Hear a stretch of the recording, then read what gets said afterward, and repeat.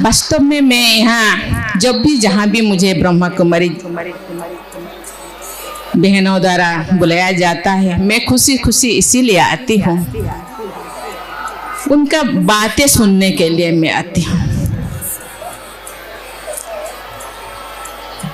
उनसे कुछ फीलिंग्स लेने के लिए मैं आती हूँ, उनके साथ कुछ देर बिताने के लिए मैं एक मौका ढूंढती रहती हूँ कि कुछ देर ही सही आत्मा को थोड़ा शांति मिलता है, ठंडक मिलता है। जिंदगी का सही मायने मैं ढूंढने के लिए कोशिश करती हूँ। मैं ऐसे ये जोगिनी परिवार से कुछ ही दिन से मैं जुड़ी हूँ। मैं इसीलिए जुड़ी हूँ, जिंदगी का सफर चलते चलते मैं थक गई हूँ और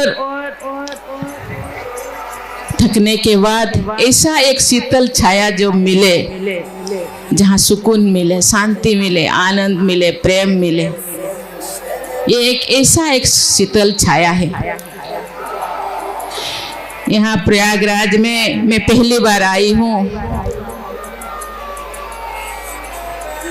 ये जो अमावस्या तिथि गई, मैंने देखा पेपर में, टीवी में 3 करोड़ से ज्यादा भाई बहन यहाँ गंगा स्नान किए हैं, डुबकी लगाए हैं। डुबकी लगाने से कहते हैं कि जितने भी जिंदगी में जितने भी हम कोई भी कर्म किए हैं, विकर्म किए हैं, वो ये पानी में गंगा के माँ के गद में, ये तो गंगा जमुना सरस्वती का ये संगम है, ये संगम में बह जाता है। लेकिन मैं कहना चाहूंगी, ये जो बहनें आज बैठे हैं 1937 से, बहनें कोई 50 साल से, कोई 40 साल से, कोई 30 साल से ये गंगा स्नान करते हैं। जल की गंगा नहीं, ये ज्ञान के गंगा में स्नान करते रहते हैं। ये डुबकी केवल 5 मिनट या 10 मिनट नहीं, ये डुबकी दिन भर लगाते रहते हैं। आप सोचिए, जो हम 12 साल या 5-10 साल के बाद हम डुबकी लगाते हैं और हम अपने आप को सोचते हैं कि ये मेरे जितने जिंदगी में कोई भी ऐसे विकर्म मैंने किया, ये खत्म हो जाता है, खत्म हो गया।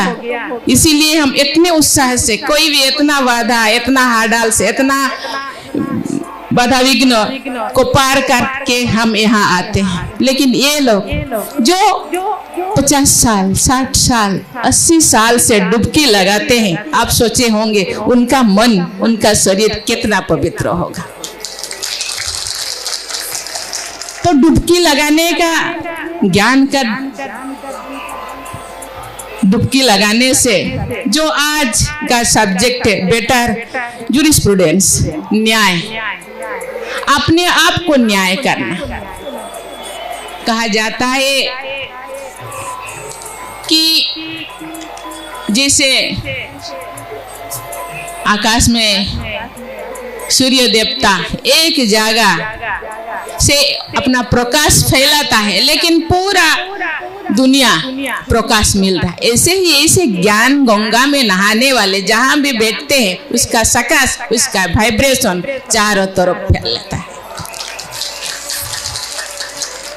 इसीलिए ये खुद के लिए ये डुबकी नहीं लगाते, ये पूरा विश्व को। यहाँ बहन मनोरमा जी बोले, या ये आप देश को रिप्रेजेंट करते हैं, ये मलेशिया को रिप्रेजेंट करते हैं, हम देश को रिप्रेजेंट करते हैं या एक राज्य के, लेकिन आप तो पूरा विश्व के रिप्रेजेंट करते हैं। भगवान के बच्चे हैं, भगवान का निमित्त बन के ये पूरा संसार के मानव समाज को दिग्दर्शन देने के लिए, मानव समाज जो भटके हुए अपने आप के ऊपर अन्याय करते हैं, कहा जाता है मनुष्य सच्चिदानंद रूप है, सच्चित आनंद, यह सत्य के रूप है, आनंद के रूप, आनंद स्वरूप है, सत्य स्वरूप है, प्रेम स्वरूप है। लेकिन मनुष्य अपने आप के स्वरूप को भूल गए। सबका चेहरा लटका हुआ है, सब जैसे भराक्रांत होकर के बैठे हैं। लेकिन ये सिखाते हैं कैसे मनुष्य आनंद से रहे, प्रेम से रहे, सुख से रहे, शांति से रहे। अपने आप के अंदर जो भी है उसको खत्म करने से,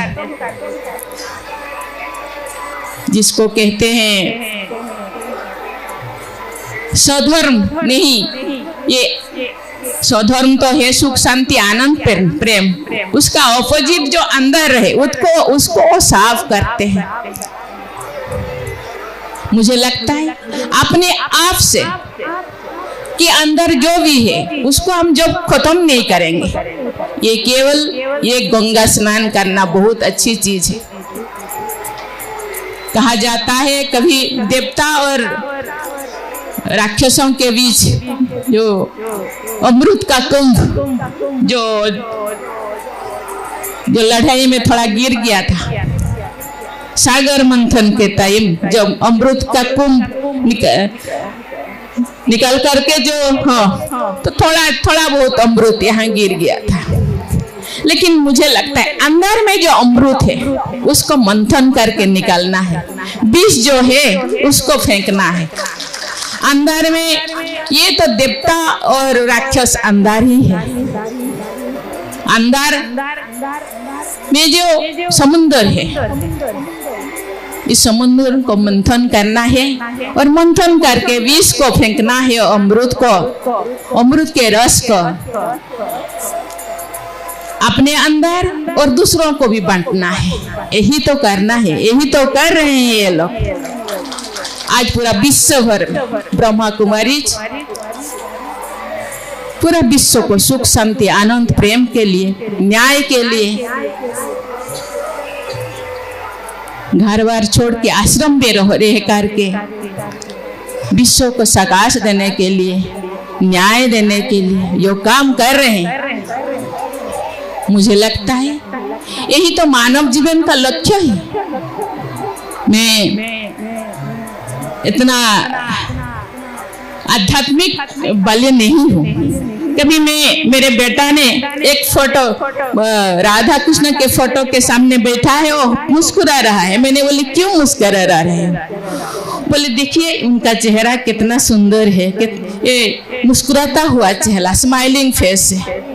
मैंने बोले ये उनका भी दो हाथ दो पाँव है, उनका भी वही नाक नक्शा है, हम भी वही है। हम लोगों को भी मुस्कुराना चाहिए, खुशी रहना चाहिए, हम भी वही सच्चिदानंद रूप है। लेकिन कमी क्या है? खुद के अंदर ही झांकना है। हम दूसरों को झांकते हैं उसके अंदर क्या कमियां हैं, क्या खूबियां हैं, क्या विशेषताएं हैं, लेकिन खुद के अंदर इतने विशेषताएं हैं, अमृत भरा है, उनको हम नजरअंदाज कर देते हैं।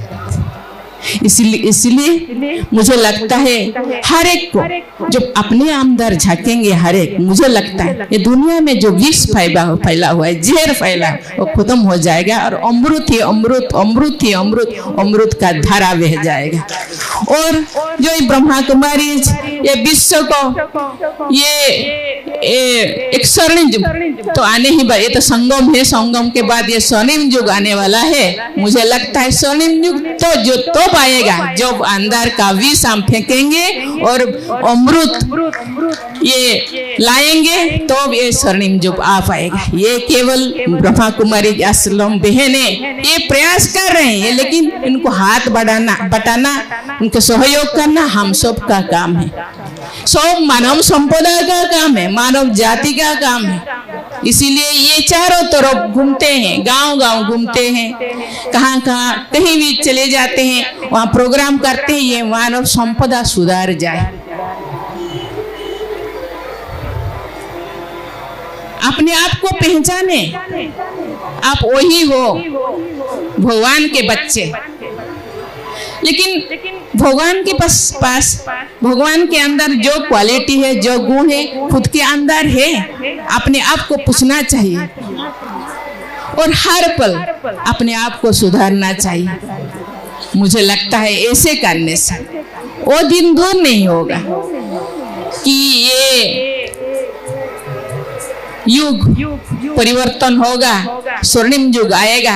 अभी जो हम सब दुखी है, अशांति है, अन्याय है, अत्याचार है, हम कहते हैं, मुझे लगता है हम लोगों का दृष्टि बदल जाएगा। कृति बदलने से दृष्टि अपने आप बदल जाएगा। इसीलिए ब्रह्मा कुमारी कहते हैं मन वचन कर्म, ये तीन को एक को करने से नहीं होगा। मन परिवर्तन करने के बाद फिर कर्म में हम दूसरा कर्म करेंगे, फिर बोलेंगे। और कभी कभी कुछ लोग बहुत अच्छा बोलते हैं लेकिन काम उल्टा पुल्टा करते हैं। बहुत लोग काम बहुत अच्छा करते हैं लेकिन बोलते हैं उल्टा पुल्टा। ऐसे नहीं हो। मन वचन कर्म तीनों को सुधारना होगा। मुझे लगता है ये बहुत अच्छी बात कहते हैं, आप जो करेंगे आपको देख दूसरे करेंगे। इसीलिए आप सुधर जाइए, अपने आप दुनिया सुधर जाएगा। पहले आपको देख के दूसरे बोलेंगे ये क्यों ऐसे खुशी रहती है, क्यों ऐसे मुस्कुराते रहते हैं। उनके घर पे खाने के लिए नहीं, पहनने के लिए, फिर भी बहुत खुश रहते हैं। क्योंकि खुश अंदर है, खुशी को हम बाहर ढूंढते रहते हैं। मुझे लगता है ऐसे करने से सबको न्याय मिलेगा और दुनिया में खुशी आएगा। और जो हम चाहते हैं कि वो मुझे क्यों ऐसे बोले, ये जो क्वेश्चन खत्म हो जाएगा। आप लोग आए, मुझे बुलाए और आप लोगों के साथ कुछ समय बिताने के लिए मुझे दो समय दिए, इसीलिए मैं आप लोगों को बहुत बधाई देती हूँ। Thank you. जय हिंद।